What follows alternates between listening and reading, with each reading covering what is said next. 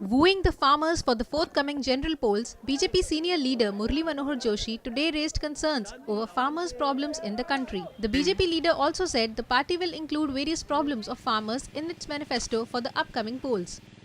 While addressing a press conference, BJP senior leader Murli Manohar Joshi asked the central government to play crucial roles for the development of farmers in the country. He also said the government needs to change its policy and budget allocation for the farmers.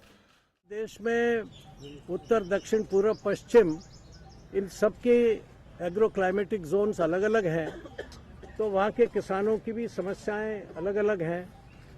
और कृषि वैसे तो मूलतः राज्यों का विषय है, लेकिन फिर भी नीति निर्धारण के मामले में और बजट एलोकेशन के मामले में केंद्र सरकार का भी दायित्व है।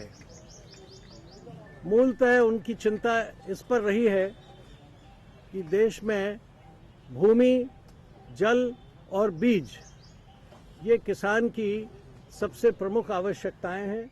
The BJP leader also suggested that the unused agricultural lands should be used for industrialization or urbanization. जो मुख्य बहुत से सुझाव हैं, उनमें इस बात पर बल दिया है इन्होंने कि जो कृषि योग्य भूमि है, जो पूरे तौर पर सिंचित है, फुली इरिगेटेड या सेमी इरिगेटेड है, उसमें से कोई भी हिस्सा औद्योगिकरण के लिए या शहरीकरण के लिए लेना नहीं चाहिए।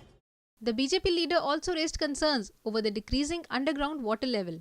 भूमि अधिग्रहण के बारे में भी उनके कुछ सुझाव हैं। वैसे तो भूमि अधिग्रहण का कानून बन चुका है, लेकिन फिर भी हम उसका विश्लेषण करेंगे और जो उसमें से उचित होगा उसको हम आगे देखेंगे। जल का बड़ा महत्वपूर्ण विषय है और जल के बारे में इन किसान भाइयों की सबसे बड़ी कठिनाई है, क्योंकि बिना जल के खेती नहीं हो सकती। जल हमारा घट रहा है, भूमि के नीचे का जल घट रहा है, भूमि के ऊपर का जल घट रहा है और आवश्यकता है कि भूमि के ऊपर का जल भी बढ़े और नीचे का जल भी है उसका भी स्तर बढ़े। The water table should go up rather going down. Surface water should be available more and more. This report is brought to you by NNIS.